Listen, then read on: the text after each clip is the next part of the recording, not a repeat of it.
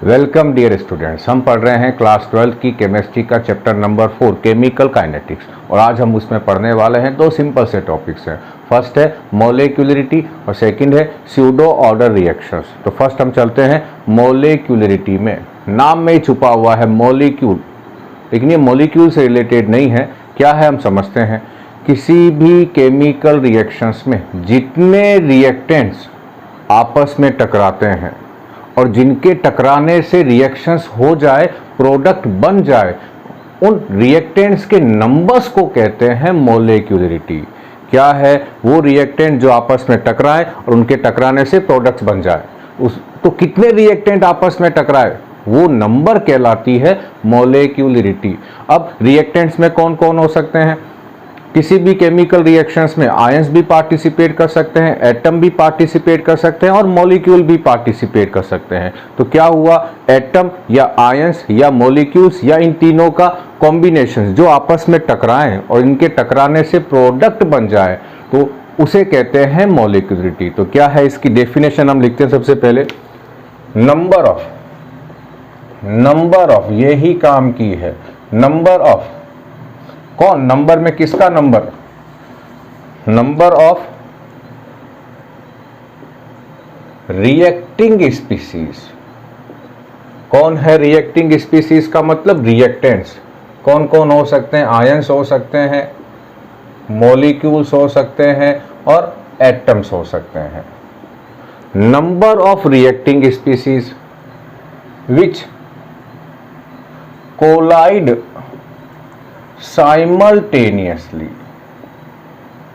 विच collide simultaneously, जो एक साथ टकराने चाहिए, which collide simultaneously to result in a chemical reaction are called molecularity of reaction. जितने रिएक्टेंट्स आपस में टकराते हैं, जिनके टकराने से प्रोडक्ट बन जाए उसे कहते हैं मोलेक्युलरिटी। अब समझते हैं हम लोग। जितनी भी डीकंपोजिशन की रिएक्शंस होती है उसमें दो मॉलिक्यूल के टकराने की जरूरत है ही नहीं, किन्हीं भी दो मॉलिक्यूल के आपस में कोलिजन की जरूरत है ही नहीं। हाँ, कोलिजन की जरूरत है ही नहीं। यदि कोलिजन नहीं है तो वहां एक मॉलिक्यूल हीट सप्लाई करने पे क्या हो जाएगा, डीकंपोज हो जाएगा। तो वहां कितनी हुई मोलेक्युलरिटी, 1। तो कौन सी रिएक्शंस में मोलेक्युलरिटी 1 होती है, कौन सी रिएक्शंस में, इन डीकंपोजिशन रिएक्शन। ए डीकंपोजिशन में क्या होता है, जो एक ही रिएक्टेंट होता है, वन रिएक्टेंट क्या होगा, one reactant decomposed on heating. तो यहां हमें किसकी जरूरत ही नहीं है, कोलिजन की जरूरत ही नहीं है। ऐसी रिएक्शन जिसमें एक रिएक्टेंट से ही रिएक्शंस हो जाती है उसकी जो मोलिक्युलरिटी है वो है 1। और ऐसी रिएक्शन जिनकी मोलेक्युलरिटी 1 है उन्हें हम कहते हैं यूनिमोलिक्यूलर रिएक्शन।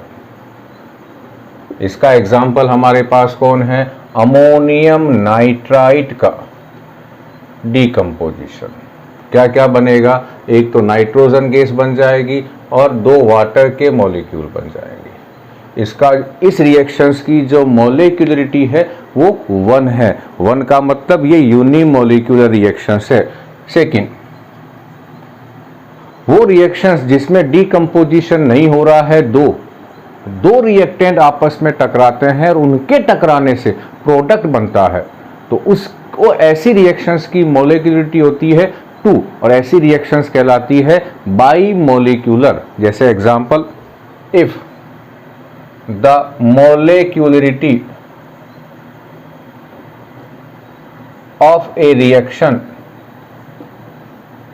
is 2, 2 हैं, 2 रिएक्टेंट आपस में टकरा रहे हैं जिनसे प्रोडक्ट बन रहा है, तो उसे क्या कहते हैं, बाईमोलिक्यूलर रिएक्शन। और इसका सिंपल सा एग्जाम्पल क्या है हमारे पास है, बाईमोलिक्यूलर का 2HI, क्या बनेगा H2 + I2। इसमें क्या होगा, ये एक HI और ये दूसरा HI, ये एक मॉलिक्यूल ये दूसरा मॉलिक्यूल, ये आपस में टकराएंगे। जब ये टकराएंगे तो इनके बीच बॉन्ड ब्रेकिंग और बॉन्ड मेकिंग के स्टेप्स होंगे। और टकराएंगे कितने, लेकिन दो टकरा रहे हैं, तो उस रिएक्शंस की मॉलिक्यूलरिटी कितनी हो गई 2। क्या कहेंगे उसे हम लोग, बाईमोलिक्यूलर। थर्ड हमारे पास है, if the molecularity of a reaction, same line ये वाली, इक्वल्स टू 3 हो जाए तो उसे हम क्या कहते हैं, ट्राई मोलिक्यूलर रिएक्शन। उसका नाम है ट्राई मोलिक्यूलर रिएक्शन। जैसे एग्जांपल लेते हैं हम लोग यहाँ पर NO 2NO + O2, क्या बनेगा 2NO2। तो यहाँ ये 3 रिएक्टेंट है, 2 तो कौन है NO और एक कौन है O2 है। ये यहाँ पर इस रिएक्शंस की जो मॉलिक्यूलरिटी है वो 3 हो जाएगी। यानी ये रिएक्शंस कब होगी, जब NO के 2 मॉलिक्यूल, नाइट्रिक ऑक्साइड के 2 मॉलिक्यूल और ऑक्सीजन का 1 मॉलिक्यूल आपस में साइमल्टेनियसली एक साथ कोलाइड करें और प्रोडक्ट बन जाए। इस रिएक्शंस की क्या होगी, मॉलिक्यूलरिटी 3 होगी। अब आते हैं 3 के आगे। 3 से आगे कौन सी आएगी, 4, 5, 6। किसी भी केमिकल रिएक्शंस की मॉलिक्यूलरिटी जनरली 3 से ज़्यादा नहीं होती। रीज़न क्या है, 3 से ज़्यादा होने का मतलब है, जैसे मान लो 4 है तो वो रिएक्शंस कब होगी, जब 4 मॉलिक्यूल एक साथ कोलाइड करें, और इसकी प्रोबेबिलिटी बहुत कम होगी। हो सकता है जो 4 मॉलिक्यूल टकरा रहे हैं, 5 टकरा रहे हैं, वो नहीं टकरा रहे हैं जिनके टकराने से रिएक्शंस हो रही है। तो 3 से ज़्यादा मॉलिक्यूलरिटी होने की प्रोबेबिलिटी कम है, रेयरली नहीं होती है। तो अब अगला क्वेश्चन क्या आता है हमारे पास, वो मैं यहां लिख रहा हूं बच्चों, ये काम की लैंग्वेज है। क्या है, the molecularity of a reaction, the molecularity of a reaction is generally 1, 2, 3 ये होती है, जनरली ये होती है। अगला क्या है, मोलिक्यूलरिटी 3 और 4 मोर than 3 molecularity of a reaction is very low और rare। 3 से ज़्यादा मोलिक्यूलरिटी होने की प्रोबेबिलिटी कम है। क्यों कम है, बिकॉज देयर इज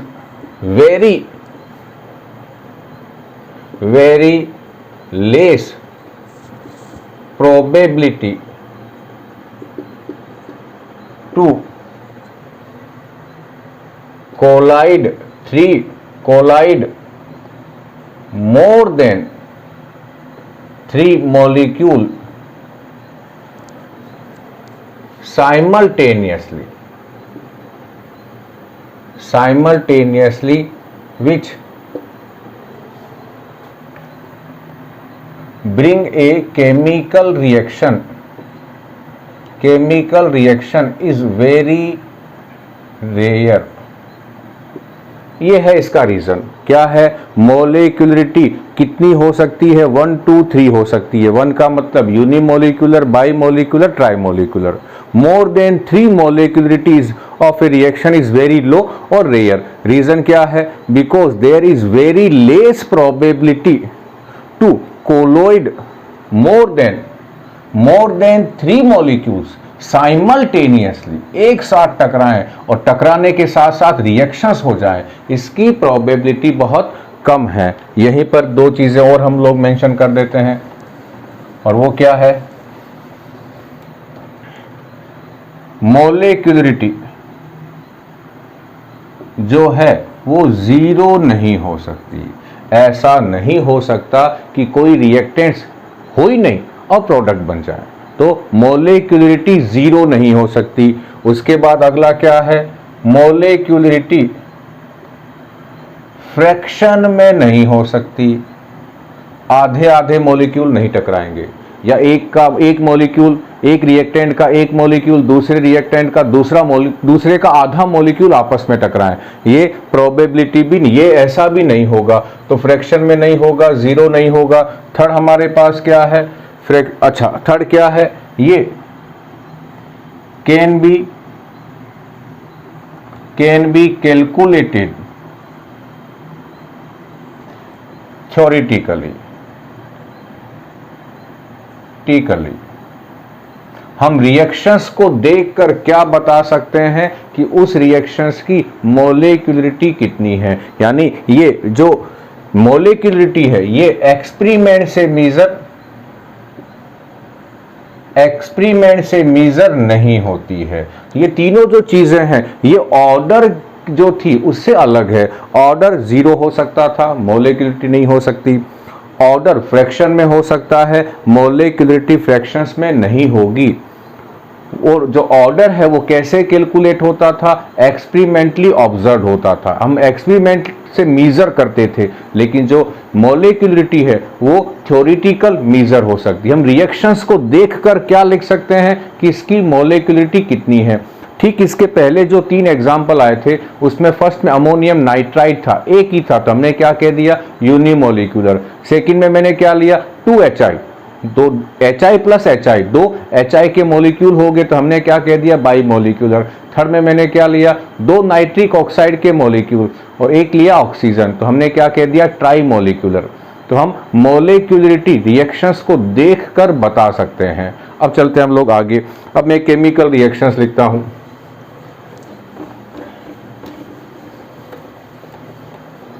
और केमिकल रिएक्शंस क्या है, ये है, यहां है 5Br माइनस प्लस, ये है ब्रोमाइड आयन, ये है ब्रोमेट आयन, और यहां है हाइड्रोजन आयन। कितने हैं, 6 हैं। और इनसे क्या बन जाएगा हमारे पास, 3Br2 plus 6H2O, 3H2O plus 3H2O। ये हमारे पास एक केमिकल रिएक्शंस है। अब पता लगाओ, इस रिएक्शंस को देखकर पता लगाओ कि इस रिएक्शंस की मोलेक्युलरिटी कितनी होगी। तो हम क्या सोचेंगे कि यहाँ कितने मॉलिक्यूल है, 5, यहाँ कितने हैं, 1, और यहाँ कितने हैं, 6। तो टोटल मॉलिक्यूल्स कितने हो गए यहाँ पर, 12। और मैंने अभी क्या बताया था कि 3 से ज़्यादा मोलेक्युलरिटी बहुत रेयर होती है, लेकिन यहाँ तो कितने मॉलिक्यूल हैं, यहाँ तो 12 मॉलिक्यूल हैं। तो 12 मॉलिक्यूल के एक साथ टकराएं और ये बने, 12 मॉलिक्यूल ये सारे एक साथ टकराएं और ये बने, ये तो पॉसिबल नहीं है। इसका मतलब क्या है कि ये जो रिएक्शंस है ये एक ही स्टेप में नहीं हो रही है, इस रिएक्शंस के एक से ज़्यादा स्टेप हैं।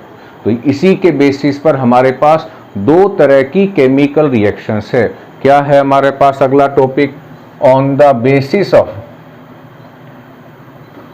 Basis of number of steps in which reaction proceed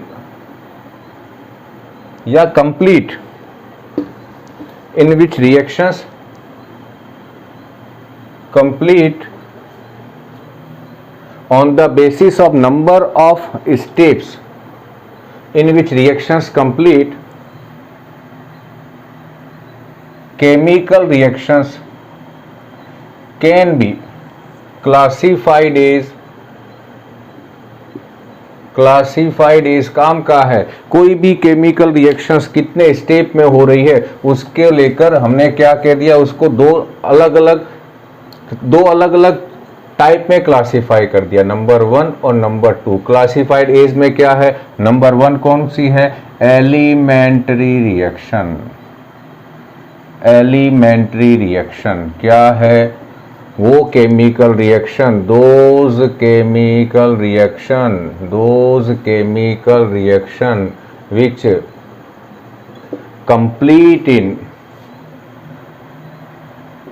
complete in one step, एक ही स्टेप में हो जाती है, उसको हम क्या कहते हैं, एलिमेंट्री रिएक्शन। जो अभी मैंने तीनों एग्जाम्पल लिए थे, अमोनियम नाइट्राइट वाला, HI वाला और NO+O2 वाला, ये एक ही स्टेप में हो जाती है। तो तीनों एग्जाम्पल किसके थे, एलिमेंट्री रिएक्शंस के थे। ये वाला एग्जाम्पल अमोनियम नाइट्राइट का डीकम्पोजिशन क्या बना था, N2+2H2O। दूसरा हमारे पास क्या था, 2HI, किसमें चेंज हो रहा है, H2+I2 में, ये भी एलिमेंट्री रिएक्शंस है। तीसरा एग्जाम्पल ये था NO+O2, यहाँ 2 था और यहाँ बन गया था NO2। ये तीनों रिएक्शंस कौन सी रिएक्शंस है, एलिमेंट्री रिएक्शंस है। इनमें हम इस रिएक्शंस, ये रिएक्शन एक ही स्टेप में हो रही है, और एलिमेंट्री रिएक्शंस में आप रिएक्शंस को देखकर क्या बता सकते हैं, उसकी मोलेक्युलरिटी बता सकते हैं। ये रिएक्शंस कैसी है, कॉम्प्लेक्स रिएक्शंस है। तो एलिमेंट्री रिएक्शंस के लिए क्या कंसेप्ट है, यहाँ क्या कंसेप्ट लगा दूं मैं, एलिमेंट्री में है ये क्या है, the number of reacting molecule equals to molecularity of reaction. Elementary reactions में जितने रिएक्टेंट के मॉलिक्यूल्स है, 1 है, 2 है, 3 है, उतनी ही उसकी क्या होगी, मोलेक्युलरिटी होगी। सेकेंड रिएक्शंस कौन सी है, स्टेप्स के बेसिस पर एलिमेंट्री हो गई। सेकेंड जो रिएक्शंस है उसका नाम है कॉम्प्लेक्स रिएक्शन, उसका नाम है, सेकेंड का नाम है कॉम्प्लेक्स रिएक्शन। कॉम्प्लेक्स रिएक्शंस कौन सी होगी, ए रिएक्शन which complete in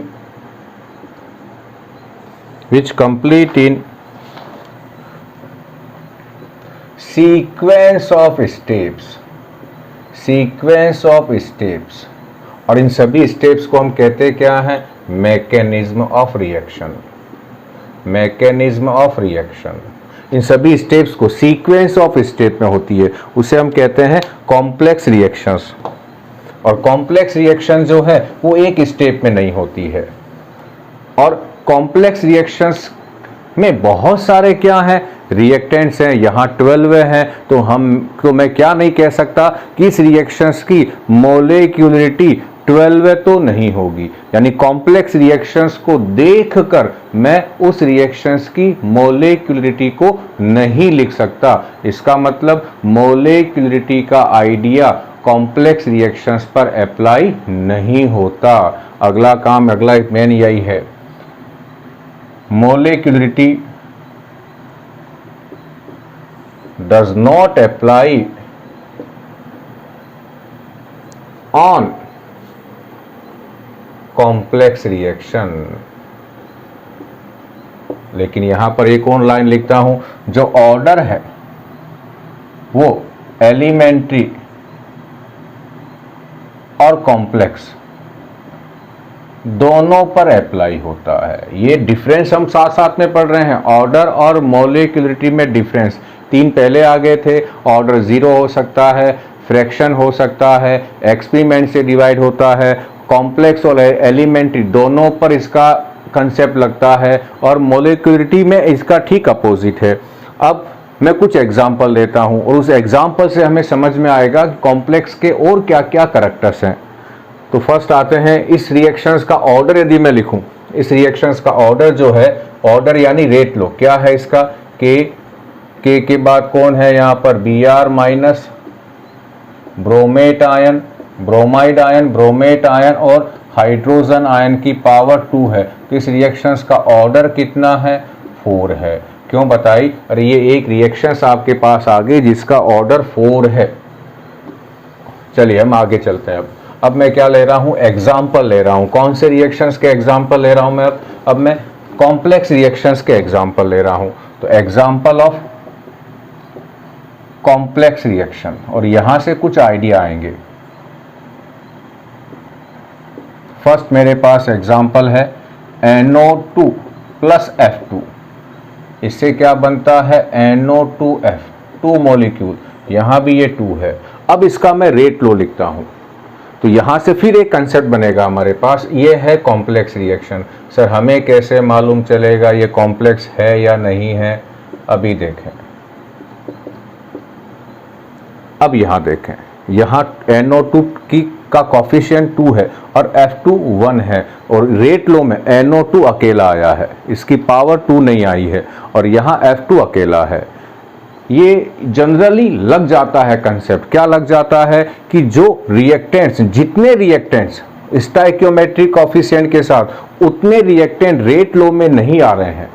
इसका मतलब वो रिएक्शंस एलिमेंट्री रिएक्शंस शायद नहीं होगी ना, हम 100% नहीं कह सकते। इस रिएक्शंस में हम केवल आइडिया लगा सकते हैं कि यदि ये दोनों जो हैं ये इनसे मैच नहीं हो रहे हैं, NO2 तो है लेकिन यहाँ 2 है, यहाँ 2 नहीं है, तो ये रिएक्शंस शायद हो सकता है कॉम्प्लेक्स रिएक्शंस हो। ये पहला कंसेप्ट लगता है। अब इसका रेट लो है तो मैं इसका क्या लिखूं? स्टेप लिखता हूं। इसका पहला स्टेप क्या है? NO2 का एक मॉलिक्यूल F2 के साथ रिएक्शंस करता है और NO2F प्लस F बनाता है। ये इसका पहला स्टेप हो गया। इसके सेकेंड स्टेप में क्या होता है? जो NO2 का जो दूसरा मॉलिक्यूल है वो रिएक्शंस करता है उस F के साथ जो फर्स्ट स्टेप में बना था, और क्या बन जाता है? NO2F। इन दोनों स्टेप को अब जोड़ दें तो जो आपस में एक दूसरे दोनों तरफ सेम है उन्हें कैंसिल कर देते, F से F कैंसिल हो गया, और इधर क्या है? अब NO2 बस कुछ नहीं हुआ, तो यहाँ क्या हुए? 2 NO2 हो गए हैं। इधर और क्या बचा? एक F2 बचा है। इधर क्या बचा? NO2F, तो क्या बन गए? 2 NO2F बन गए।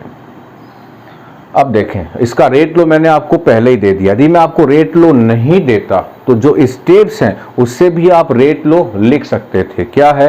ये जो 2 स्टेप हैं इनमें से कोई भी एक स्टेप स्लो होगा और दूसरा स्टेप जो है उसके कंपैरिजन में फास्ट होता है। किसी भी कॉम्प्लेक्स रिएक्शन में जो स्टेप्स होते हैं उनमें से कोई एक स्टेप्स कैसा होगा?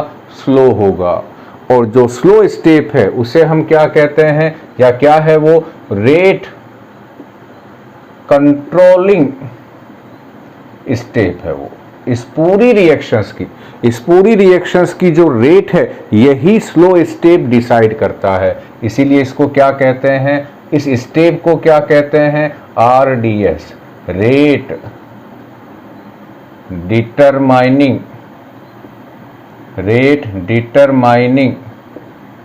स्टेप है ये।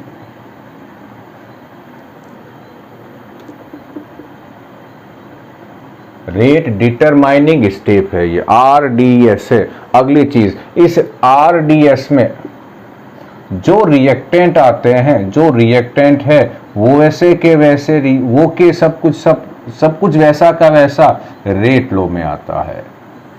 जैसे ये स्टेप स्लो है और इसमें ये 2 रिएक्टेंट है, तो NO2 और F2 यही कहाँ आए हैं? इसके रेट लो में आए हैं। एक और चीज, जो स्लो स्टेप होता है उसमें जितने रिएक्टेंट्स होते हैं जनरली उस स्टेप की, या उस रिएक्शंस की तो नहीं, उस स्टेप्स की मॉलिक्यूलरिटी भी उतनी ही होती है। 2 आ रहे हैं तो 2 ही क्या होगी? मॉलिक्यूलरिटी। हम नहीं लगा रहे हैं कॉम्प्लेक्स रिएक्शंस पे, ये तो मैं केवल आइडिया दे रहा हूं। हम भूल जाएं यदि हम मॉलिक्यूलरिटी को, तो इसका ऑर्डर कितना होगा? 2 होगा, ये 2 ऑर्डर होगा। यही दोनों कहाँ आएंगे? इसके रेट लो में आएंगे। अब चलते हैं इसका सेकंड एग्जांपल। ध्यान रखना RDS कौन सा स्टेप है? वो स्टेप जो स्लो होता है उसे हम क्या कहते हैं? RDS step. अब चलता हूं मैं अगले एग्जांपल में। अगला एग्जांपल भी NO2 का ही है, सेकंड एग्जांपल है ये, NO2 का है। NO2 प्लस CO क्या बनता है? NO plus CO2। इसका जो रेट लो है, वो है K NO2 की पावर 2, K NO2 की पावर 2। अब फिर यहां दिमाग लगाते, देखो यहाँ NO2 तो 1 ही था, वहां NO2 की पावर 2 आ गई, इसका मतलब कुछ ना कुछ गड़बड़ है। और जब ऐसा लगे कि यहाँ ये इससे मैच नहीं हो रहा है, हो सकता है वो रिएक्शंस कॉम्प्लेक्स हो, तो इसका जो पहला स्टेप है उसमें क्या होगा, एक NO2 एक और NO2 से रिएक्शंस करेगा और क्या बनाएगा, एक तो बनेगा NO3 और एक बनेगा NO, दो हमारे पास बन गए हैं। अब जो NO3 है फर्स्ट स्टेप में जो बना है वो CO के साथ रिएक्शंस करेगा, ये CO, और क्या बनेगा यहाँ पर NO2 प्लस CO2 बन जाएगा। अब इन दोनों स्टेप को जोड़ देते हैं, जोड़ने पर क्या होगा, कौन कौन, NO3 से NO3 कैंसिल हो गए हैं, और क्या हुआ है, इस NO2 से ये NO2 कैंसिल हो गया, पीछे क्या बचा, इधर ये दो बचे इधर, अब NO2 और CO। अब यहाँ कौन कौन बचे हैं, एक तो CO2 और एक NO प्लस CO2। अब बच्चों मैं आपसे कह रहा हूँ दिमाग लगाएं, ये इसका रेट लो है और ये दोनों स्टेप हैं, बताओ कौन सा स्टेप स्लो वाला होगा। स्लो वाला वो स्टेप होगा जहाँ ये रेट लो होना चाहिए, इस तरह से रिलेशंस आना, यानी दो NO2 के मॉलिक्यूल होने चाहिए, और वो कहाँ पर है, ये रहे, ये दोनों NO2 है। इस रेट लो को मैं ऐसे भी तो लिख सकता हूँ कि NO2 और NO2, तो ये हो गया NO2 की पावर 2, तो ये इसका मतलब ये कौन सा स्टेप होगा, ये स्लो स्टेप होगा। ये स्टेप क्या होगा, रेट डिटरमाइनिंग स्टेप होगा हमारे पास। ये दो एग्जाम्पल हो गए हैं। अब चलते हैं हम तीसरे एग्जाम्पल में। तीसरी एग्जाम्पल क्यों है, ये आते हैं बच्चों, कई बार ये आते हैं, ऐसे कैसे इनकी मैकेनिज्म हमसे पूछ ली जाती है। तो हम तीसरे एग्जाम्पल में चलते हैं और इसी के साथ यहीं पर हम चौथा भी लिख लेंगे। तो फर्स्ट आते हैं, चार एग्जाम्पल है हमारे पास, हम थर्ड एग्जाम्पल में आ रहे हैं।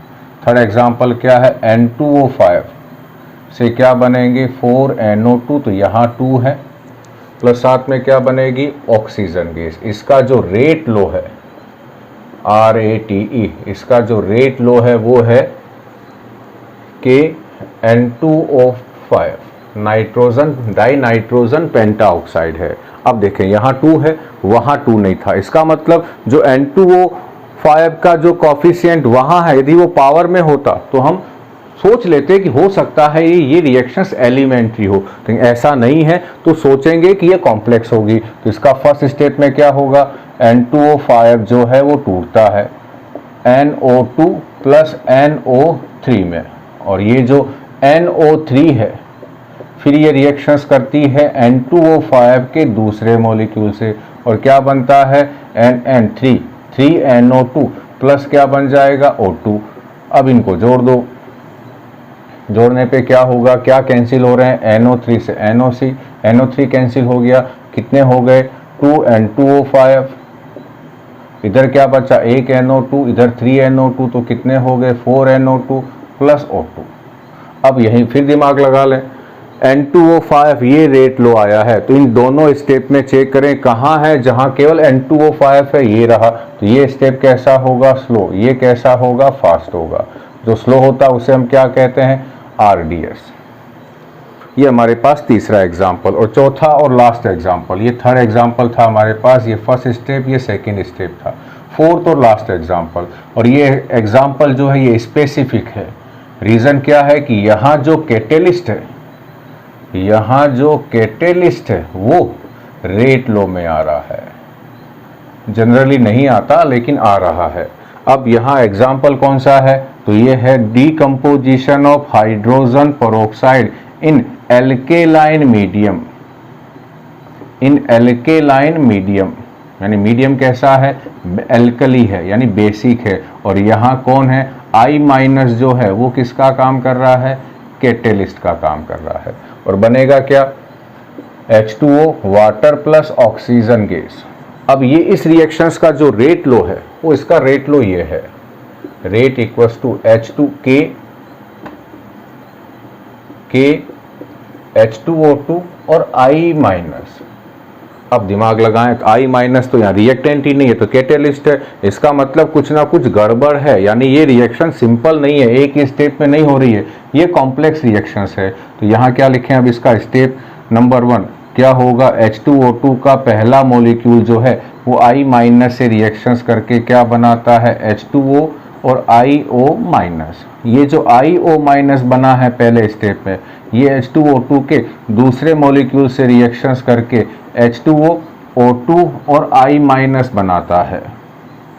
इन दोनों स्टेप को ऐड कर दो तो क्या क्या चीज़ें कैंसिल हो रही है, उनको IO माइनस से IO माइनस, I माइनस से I माइनस, अब पीछे क्या बचा, एक H2O2 दूसरा H2O2 तो 2H2O2 और इधर कुछ नहीं बचा हुआ है, H2O तो 2H2O प्लस O2। यही तो थी हमारी ओवरऑल रिएक्शंस, ये वापस आ गई है। तो ये क्या हुआ, ये वो एग्जाम्पल है जिसमें जो कैटेलिस्ट है वो किसका काम कर रहा है, वो कहाँ आ रहा है, वो रेट लो में आ रहा है। ये चारों एग्जाम्पल किसके थे, कॉम्प्लेक्स रिएक्शंस के थे। और इसी के साथ इस टॉपिक के साथ साथ हमने क्या पढ़ लिए हैं, 4 डिफरेंस पढ़ लिए हैं ऑर्डर और मॉलिक्यूलरिटी में। मैं ऑर्डर में बोल देता हूँ, मॉलिक्यूलरिटी आप अपने आप समझ जाना। ऑर्डर 0 हो सकता है, वो नहीं हो सकता। ऑर्डर फ्रैक्शन में हो सकता है, वो नहीं होगा। थर्ड हमारे पास है ऑर्डर एक्सपेरिमेंट से मेजर होता है, वो नहीं होता है। चौथा हमारे पास क्या है, ऑर्डर सिंपल या elementary as well as complex reactions दोनों पर अप्लाई होता है, और मॉलिक्यूलरिटी केवल एलिमेंट्री रिएक्शंस पर अप्लाई होती है। ये 4 हमारे पास डिफरेंस भी हो गए हैं। तो क्या खत्म हुआ हमारे पास, मॉलिक्यूलरिटी। अब हम कहाँ चलते हैं, स्यूडो ऑर्डर रिएक्शन। सिंपल सा, जल्दी से खत्म हो जाएगा, स्यूडो ऑर्डर बड़ा नहीं है। हम चलते हैं स्यूडो ऑर्डर में। स्यूडो ऑर्डर रिएक्शन क्या है, स्यूडो का मतलब झूठा, छद्म, जैसा है वैसा नहीं हो रहा है, इसका मतलब है स्यूडो। हमने पढ़ा था फर्स्ट चैप्टर में भी, स्यूडो सॉलिड, सॉलिड के जैसे लगते हैं लेकिन सॉलिड नहीं होते हैं। कौन, एमोर्फस। जो एमोर्फस है वो स्यूडो सॉलिड है। यहाँ भी क्या आया है, स्यूडो ऑर्डर। जो ऑर्डर हमें मालूम चल रहा है वो रियल में वो है नहीं, है तो कुछ और लेकिन हमें कुछ और नज़र आ रहा है, उन्हें कहते हैं स्यूडो ऑर्डर। ऐसा कब होता है, जब किसी केमिकल रिएक्शंस में रिएक्टेंट 2 या 2 से ज़्यादा पार्टिसिपेट कर रहे हों, 2 या 2 से ज़्यादा रिएक्टेंट पार्टिसिपेट कर रहे हों और हम उस केमिकल रिएक्शंस की कंडीशंस को चेंज कर दें। कंडीशंस में क्या चेंज करते हैं, 2 या 2 से ज़्यादा जो रिएक्टेंट है उनमें से 1 या 2 की कंसंट्रेशंस को हम बहुत ज़्यादा कर देते हैं। इतना ज़्यादा कर देते हैं कि उस रिएक्शंस का जो रेट है वो उन रिएक्टेंट्स की कंसंट्रेशंस पे डिपेंड ही नहीं करता है। किन पे, जिनकी कंसंट्रेशंस को हमने ज़्यादा कर दी। तो होगा क्या, पहले जब हमने ज़्यादा नहीं करी तो रेट डिपेंड कर रहा था, वो ऑर्डर में आ रहे थे। अब हमने एक्सेस में कर दिया है तो उन रिएक्टेंट्स पे रेट डिपेंड नहीं करेगा और वो ऑर्डर में भी नहीं आएंगे। तो जो पहले जो था वो रियल ऑर्डर था। अब हमने जब कंसंट्रेशंस एक्सेस कर दिए तो जो ऑर्डर हमें मालूम चल रहा है वो स्यूडो ऑर्डर आएगा। एग्जांपल लेते हैं, पहले लिखता हूं डेफिनेशन। डेफिनेशन क्या है, सिंपल सा है, we can change the order of a reaction by taken one, और we can change की जगह क्या कर देता हूं, we can reduce the order of a reactions by taken one ये कर देता हूं, 1 or more reactant excess, more reactant excess in quantity, excess in quantity। एक ही लिखें हम, जनरली मोर को नहीं लिखें, चलो हटा देता हूं मोर को। 1 रिएक्टेंट को हम क्या ले लें, एक्सेस में ले लें। जैसे एग्जांपल हमारे पास है acidic hydrolysis of acidic hydrolysis of Easter.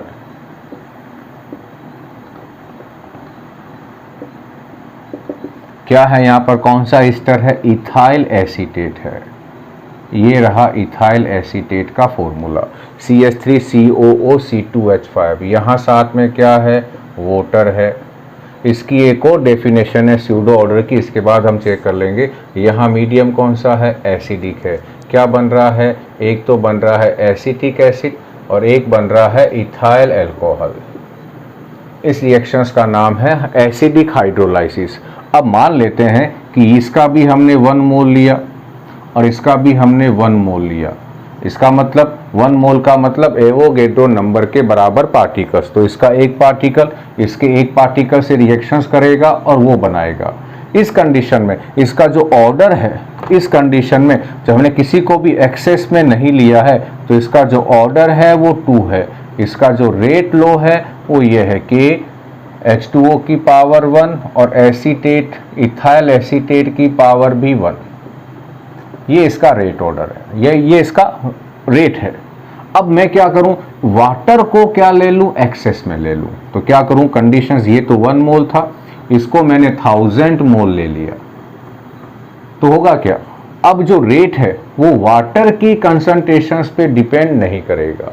उस कंडीशंस में इसका जो ऑर्डर है, क्या लिखेंगे अब हम लोग, के डैश H2O। ऑर्डर क्या हो जाएगा इसका जो ऑर्डर है वो हमें नजर आएगा कि जो रेट है रिएक्शंस का वो केवल एसिटिक एसिड पे डिपेंड कर रही है, वाटर पे डिपेंड ही नहीं कर रही है। तो ऑर्डर हमें क्या नजर आएगा, 1, लेकिन रियल में कितना था, 2। तो ये ऑर्डर क्या कहलाएगा, इसी को हम कहते हैं स्यूडो है। लेकिन अब कौन से ऑर्डर की हो गई, pseudo first order. First order की नहीं है, झूठी है। रियल में कौन सा ऑर्डर है, सेकंड ऑर्डर है। हमने इसके ऑर्डर को चेंज कैसे किया, एक रिएक्टेंट को हमने एक्सेस में ले लिया। तो अब इसका रेट लो हम क्या लिखेंगे, सेकंड वाली रिएक्शन का जब ये 100 ले लें, 100 मोल ले लें वाटर को, तो यहां लगा देता हूं के डैश और यहां है इथाइल एसीटेट और साथ में है H2O। जिसको हमने एक्सेस में लिया है उसको, और जो नया कांस्टेंट लगाया इसको, इन दोनों को हटाकर मैं लिख दूंगा K और ये हो जाएगा CH3COO C2H5। ये रेट लो हो गया इसका।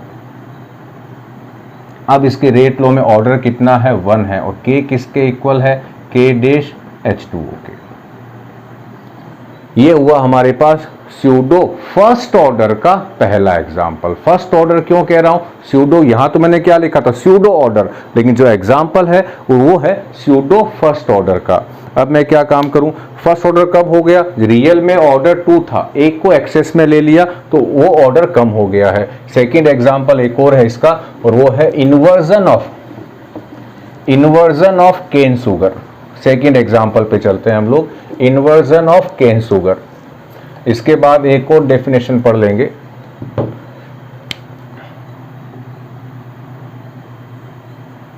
Inversion of cane sugar. Cane sugar सबको मालूम है, सुक्रोज को कहते हैं, जो गन्ने से मिलती है हमें। उसका फॉर्मूला C12H22O11। ये है हमारे पास सुक्रोज है, ये सुक्रोज है। इसका क्या करें हम, एसिडिक हाइड्रोलाइसिस। यहाँ भी क्या चाहिए हमें, एसिड चाहिए। यहाँ भी, ये भी एसिड की प्रेजेंस में होगा। और ये भी कौन सी रिएक्शंस है, ये भी सेकंड ऑर्डर की रिएक्शंस है। यदि इसकी और इसकी कंसंट्रेशंस इक्वल हो, इन दोनों की कंसंट्रेशंस इक्वल हो, तो ये रिएक्शंस कौन सी है, ये सेकंड ऑर्डर की है। बनते क्या क्या है, C6H12O6 प्लस C6H12O6। एक बनता है ग्लूकोज, एक बनता है फ्रक्टोज। इसका ऑर्डर भी क्या है, 2 है। लेकिन यदि मैं H2O को क्या ले लूं, एक्सेस में ले लूं, H2O को एक्सेस में ले लूं तो होगा क्या, इसका जो ऑर्डर है वो 2 से चेंज होके क्या हो जाएगा, 1 हो जाएगा। तो रिएक्शंस, ये भी कौन सा एग्जाम्पल हो गया है, स्यूडो है ये कौन सा ऑर्डर है, इसका फर्स्ट ऑर्डर है, स्यूडो फर्स्ट ऑर्डर है, क्योंकि हमने H2O को एक्सेस में ले लिया। मान लेते हैं, अब एक और कंसेप्ट लगाता हूँ, इसके बाद एक और डेफिनेशन आ जाएगी। मान लेते हैं कि ये इसके ठीक पहले वाला जो एग्जाम्पल था वो एलिमेंट्री रिएक्शंस का था, यानी सिंगल स्टेप में रिएक्शंस हो रही थी। तो बताओ इसकी या उसकी दोनों की मोलेक्युलरिटी कितनी है, इसकी कितनी है देख के बता सकते हैं, 1 1, तो कितनी हुई इसकी मोलेक्युलरिटी, 2 हुई। और इसका ऑर्डर कितना हो गया जब हमने इसको एक्सेस में ले लिया, 1 हो गया है। तो इस लैंग्वेज को लेके भी स्यूडो फर्स्ट ऑर्डर की डेफिनेशन होती है, स्यूडो फर्स्ट ऑर्डर की होगी, स्यूडो ऑर्डर की नहीं होगी।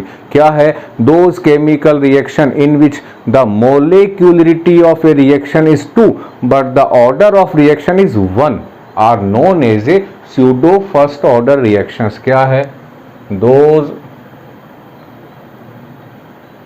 chemical reaction RXN in which the molecularity of reaction is 2 while order is 1 are called pseudo first order reaction. ये स्यूडो फर्स्ट ऑर्डर की डेफिनेशन है। अब शायद 2017 या 16 में एक सीबीएसई में क्वेश्चंस आया था। क्वेश्चंस क्या था, और वहां बच्चे गलती कर जाते हैं, उन्हें लगता है कि एक को एक्सेस में ले लिया है तो वो स्यूडो फर्स्ट ऑर्डर हो गई है। क्वेश्चंस क्या आया था कि एक केमिकल रिएक्शन जो है first order with respect to A, क्या है, a chemical reaction is first order with respect to A and second order with respect to B. तो फर्स्ट क्या था, right differential rate equation, right differential rate equation. Second क्या था, इसमें बच्चे गलती कर जाते हैं, सेकंड था इसमें right the name of reaction if a taken in excess. ये था, ए को एक्सेस में ले लिया। तो बच्चों को दिमाग क्या काम करता, ए को ज्यादा ले लिया तो यानी स्यूडो फर्स्ट ऑर्डर नहीं है ऐसा। तो फर्स्ट में क्या लिखूं, इसका डिफरेंशियल रेट इक्वेशन लिखना है, ना कि रेट इक्वेशन, ये ना कि रेट लो, ये है रेट लो। ए के रेस्पेक्ट में ऑर्डर कितना है, 1 है फर्स्ट ऑर्डर, और बी के रेस्पेक्ट में कितना है, 2 है। हाँ, तो ये तो क्या है, ये तो रेट लो है। अब डिफरेंशियल का मतलब क्या है, डिफरेंशियल का मतलब है कि आपको ये भी साथ में लिखना है, ये लिखना है dA/dt इक्वल्स टू के ए की पावर 1 और बी की पावर 2, और आप चाहें तो यहां अब लिख सकते हैं रेट लो। ये है डिफरेंशियल रेट इक्वेशन, ये चाहिए उसे। ये तो रेट लो हो गया, इतना तो केवल रेट लो है, यहाँ पावर 2 आएगी। ये है डिफरेंशियल रेट इक्वेशंस। और सेकंड क्या कह रहा है, इसका ऑर्डर कितना है, 1 और 2 3 है, तो इसका ऑर्डर कितना है, 3 है। अभी इस रिएक्शंस का ऑर्डर 3 है। और ये क्या कह रहा है, किसको एक्सेस में ले लिया, ए को एक्सेस में ले लिया, इसको एक्सेस में ले लिया। तो अब जो रेट है वो ए की कंसंट्रेशंस पे डिपेंड नहीं करेगा, तो ऑर्डर कितना हो जाएगा, अब 3 से 2 हो जाएगा। तो ये क्या कहलाएगी, अब pseudo second order reaction, pseudo second order, क्योंकि ये पहले थर्ड ऑर्डर की थी और अब ये सेकेंड ऑर्डर की हो गई है। तो खत्म हुआ बच्चों हमारा स्यूडो ऑर्डर रिएक्शंस का टॉपिक भी ख़त्म हो गया है। इसी के साथ आज का ये वीडियो भी ख़त्म हो गया है। उम्मीद करता हूँ आपको ये वीडियो पसंद आया होगा। पसंद आने पे 2 काम करें, लाइक करें और सब्सक्राइब करें। थैंक यू बच्चों।